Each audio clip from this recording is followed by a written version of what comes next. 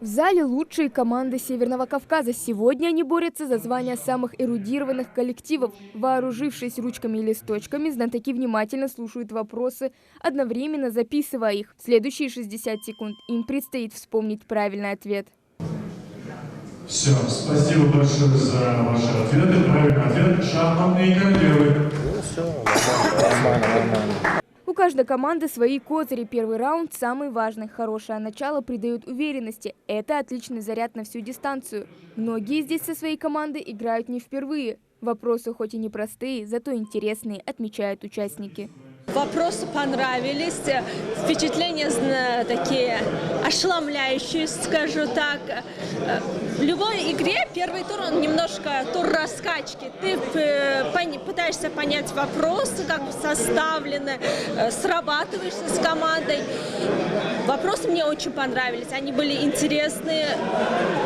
Мы ответили не так хорошо, как могли бы, но надеюсь, что покажем себя в полной мере уже во втором туре.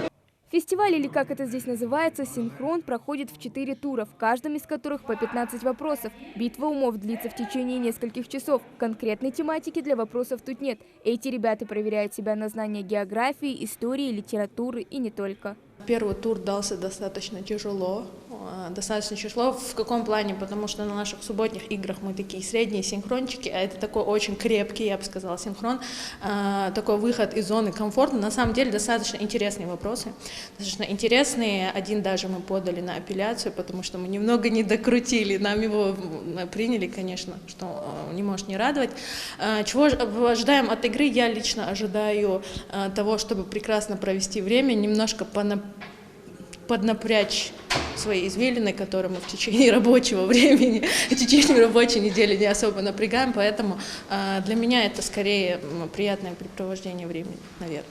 Подобные интеллектуальные игры, как и другие развивающие викторины, знакомы ингушской молодежи без малого 20 лет. Поначалу они были малопопулярны, но теперь все в корне изменилось, хотя в республике еще не так много интеллектуальных команд.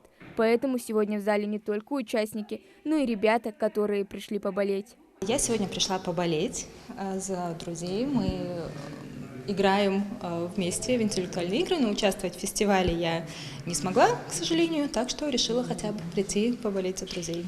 Что нравится? Почему, в принципе, поддерживаете это направление? Мне кажется, это отличное развлечение, хорошая мотивация развивать себя, свои знания, учиться работать в команде, потому что невозможно выиграть что где когда, если ты не умеешь слушать своих сокомандников. Интеллектуальный магаз – это возможность проверить свои знания в играх «Что, где, когда», «Брейн-ринг», «Хамса». Главная цель фестиваля – это развитие у молодежи творческих способностей и культуры интеллектуального поведения. Организатором мероприятия, как и в предыдущие годы, выступает Министерство молодежной политики и туризма Ингушетии. Данный турнир является многоэтапным, то есть в этом году в республике пройдет 4 таких игры. Это как отборочные этапы к самой главной игре, всероссийской игре «Горы от ума». И, естественно, все игры у нас проходят с солидным призовым фондом. Победитель получает 20 тысяч, второе место 15 и 10. Естественно, кубки и медали. И это все является отборочным к всероссийской игре «Горы от ума». Фестиваль проходил 2 дня. В первый день прошли 2 тура основной дисциплины и брейн-ринг по олимпийской системе. На второй знатоки соревновались в турнире «Хамса». Поединки на 2 площадках с выходом в финал команд, занявших 1 и 2 места в своей группе. Данное мероприятие проводится за счет спонсорской поддержки, то есть инициатива шла уже от самих клубов интеллектуальных игр, и у нас нашелся спонсор, который обеспечил все расходы, в том числе и призовой фонд самого турнира. У многоэтапного турнира призовой фонд 180 тысяч рублей суммарно на год, который был разделен на 4 турнира по 45 тысяч рублей. Данное мероприятие проводится при спонсорской поддержке сети АЗС МГИ, за что мы их и благодарим. После всех интеллектуальных сражений участников, занявших призовые места, наградили дипломами и почетными призами. Хавагагиева, Мадина Цора, Джамалей Султыгов, Магаз 24.